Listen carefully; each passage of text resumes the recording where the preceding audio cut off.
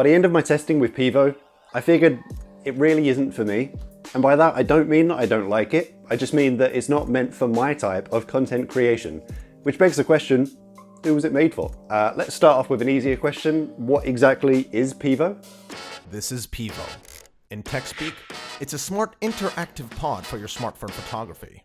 In plain English, it's just an awesome turning awesomeness.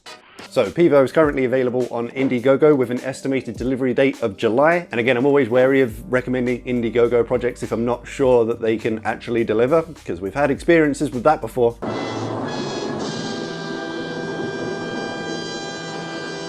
But let's just assume they can based on the fact that I'm holding it in my hand. At this point, I'll also clarify that Pivo did send this unit out to me to review, but that has no impact on my opinion in this review. So one of the big selling points of Pivo, other than the actual unit itself, is this app that actually comes with it, which lets super creative people, more creative than me, get really creative.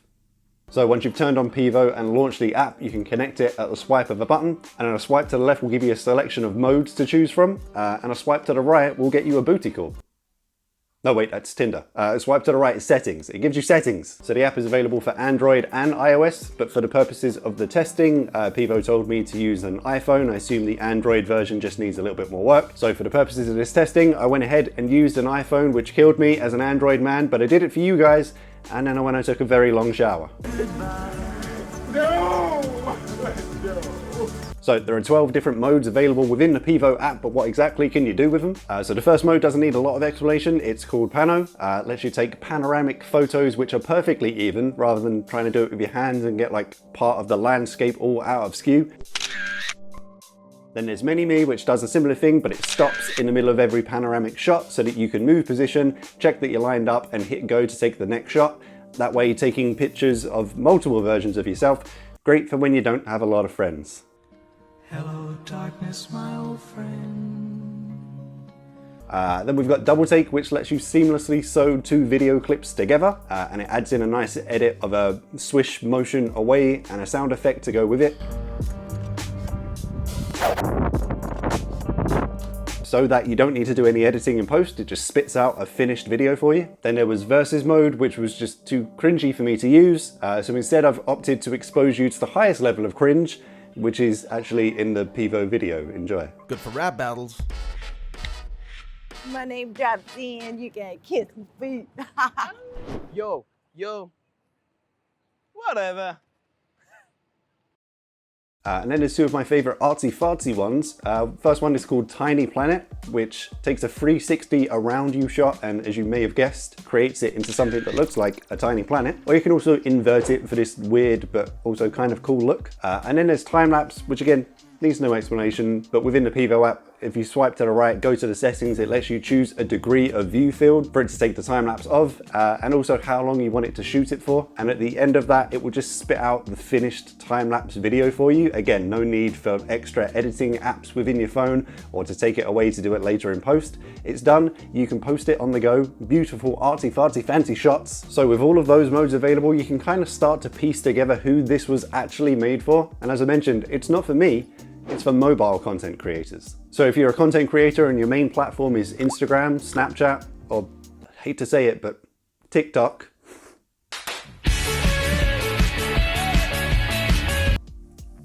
R.I.P. Vine. The prophecy is true.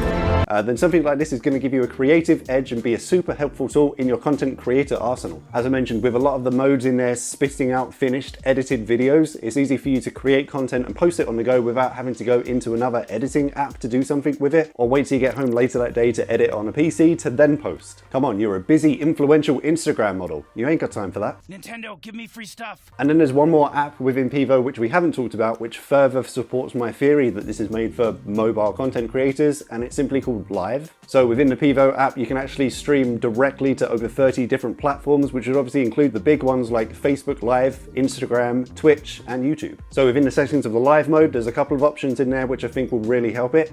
First one is face tracking. So if you're doing something like live streaming you cooking, you can just set this thing up on a tripod, have it follow your face around the kitchen as you do your thing. By the way, if you want cooking with Mark, drop it in the comments. That was a joke. I'm not doing that.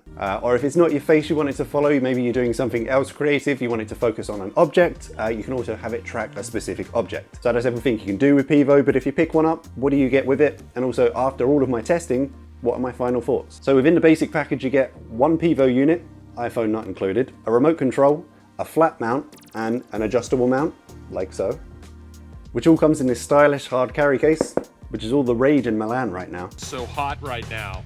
And then there's a couple of optional extras you can add onto your order. First one is a turntable, so you can get some sexy, smooth product shots. Next one is a light box, so you can make those product shots even sexier. And last is this GoPro mount, which I'm gonna be honest, I couldn't figure out.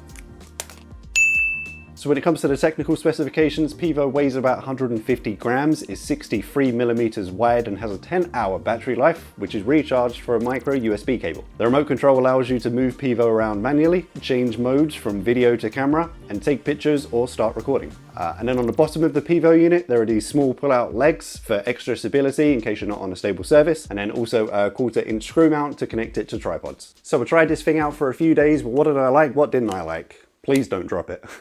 Firstly, from the version of the app which I used, which was obviously in iOS, it did seem extremely polished. There are like helpful graphical guides every time you go into a mode to show you how exactly to use it and how to get the best result in case you need to move the camera into a certain position. The ability to live stream directly from the app is a massive bonus, so you don't have to swap back and forth between different apps on your phone just to add to the stress of going live. As we've already covered, there's plenty of creative shooting modes from within the app, so that people with higher IQs, I'm talking high enough to appreciate Rick and Morty, can do some more creative things than I could do. And the fact that all of the shooting can be controlled from this remote, extremely helpful, especially if you're going to be shooting by yourself. All around me are familiar faces. So that's what I liked, but what didn't I like? Firstly, going back to the remote, there was a couple of times where it was unresponsive. Now at this point, I'm not sure if it actually kind of goes to sleep to preserve its battery life, which if that's the case, that's actually more of kind of a pro. But just as you were ready to shoot, if you were lining something up or trying to do something that was really well timed, if it doesn't respond straight away, that's kind of an issue. As great as the face tracking feature would be for something like live, I don't think it's quite there yet. If you're doing something basic and just moving around a little bit within the frame, I think you're fine. But if you're going to be moving back and forth in a kind of set, I don't think it's quite there based on the results from this testing.